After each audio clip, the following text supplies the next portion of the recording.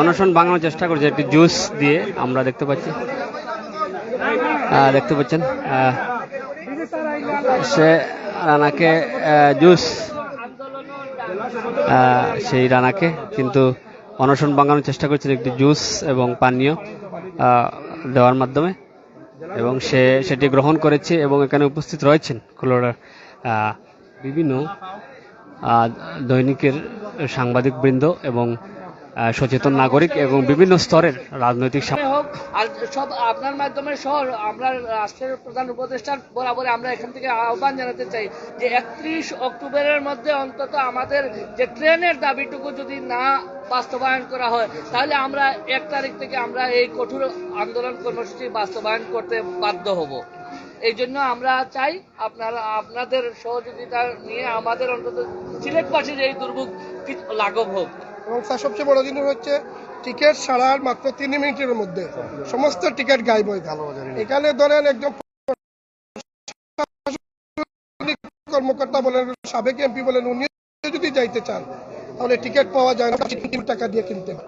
আমরা এই বিষয়ে কালের করতে একটা নিউজ হয়েছে টিকিট কালোবাজার নিয়ে। আসলে টিকিটে খুব আমরা জটিলতায় ভুগছি এবং আজকের এই বিষয়টা যেটা রানা বসলো এইভাবে কিন্তু সবাই এটা আসলে আমাদের এই বিষয়গুলো আপনাকে গুরুত্ব সহকারে দেখলে আমার মনে হয় টিকিটের বিষয়টা বিশেষ করে আমরা টিকিটের জন্য খুবই হয়রানি হচ্ছে। আমি 4800 টাকা দিয়ে 4টা টিকিট ক্রয় করেছি ঢাকা যাওয়ার জন্য। কালোবাজারে ছাড়া কোনো টিকিটই পাওয়া যায়। যারা টিকিটগুলি ওপেন করে 3 মিনিটের মধ্যে এই টিকিটগুলো উদা হয়ে যায়, তাইলে তারাই সিলেক্ট করে এই জায়গাটা ব্লক করে 0-0 করে রেখে দেয়। এটা রেলওয়ে কর্তৃপক্ষ এটার সাথে জড়িত, এটা তদন্ত করলে বেরিয়ে আসবে। একবারে সহমত। স্যারের কথা শুনি। আমরা ওকে আগে করি, তারপরে একসাথে কথা বলি। কথা বলেন স্যার। ঠিক আছে, ও যে আমাদের আমরা আসছি, আশা করি যে গ্রেটার সিলেটবাসীর যে দাবি যেটা 8 দফা, এটা বর্তমান সরকার সেটা হচ্ছে আন্তরিকতার সাথে দেখতেছে এবং ইনশাআল্লাহ খুব দ্রুত একটা পদক্ষেপ আসবে যেটা সিলেটবাসী, গ্রেটার সিলেটবাসী, আমরা সিলেট বিভাগ উপকৃত হবে ইনশাআল্লাহ।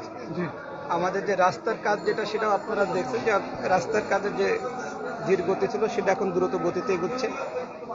আর ট্রেনের যে বিষয়গুলো আপনারা বলছেন যে ট্রেনের টিকিট এবং ট্রেনের 2টা নতুন ট্রেনের বিষয়, সেটা আমরা ঊর্ধ্বতন কর্তৃপক্ষের সাথে কথা বলবো এবং আজকেই আমি দ্রুত চিঠি লিখব। এর আগেও আমাদের টিকিট বৃদ্ধি করার জন্য আমরা চিঠি দিছি যে আমাদের এখানে টিকিট বৃদ্ধি করা হোক। আজকে সরাসরি আবার কথা বলবো ঊর্ধ্বতন কর্তৃপক্ষের সাথে।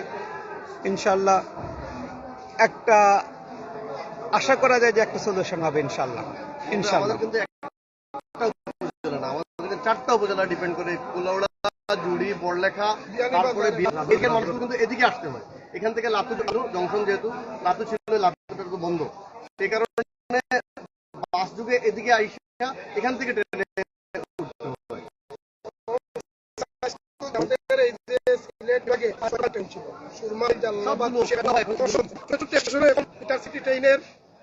স্টপেজের জন্য দাবি উঠেছে, আমরা দাবি করতেছি অন্ততপক্ষে কম হলেও একটা লোকাল ট্রেন হাওড়া।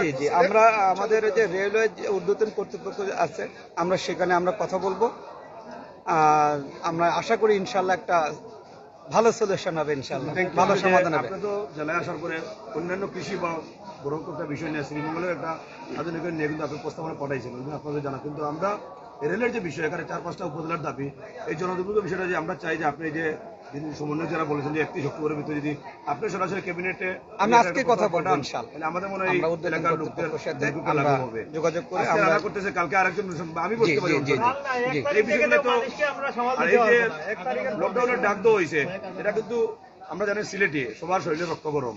আন্দোলন বসে গেলে কিন্তু হয়তো প্রশাসনের এখানে উনি একদিন বললেন যে সবাই এসে কিন্তু আন্দোলন থামাতে পারবে না, কিন্তু আমাদের দাবিটা অন্তত যিনি আসছেন মহিউদ্দিন আরিফ, ওনারও আমরা প্রিভিয়াস হিস্ট্রি কাটাইছি। উনি বিগত সময় যতটুকু জানলেন নৌ পরিবহন সাধারণ খানের সবাই আত্মীয়, ওনার কিছু ডকুমেন্ট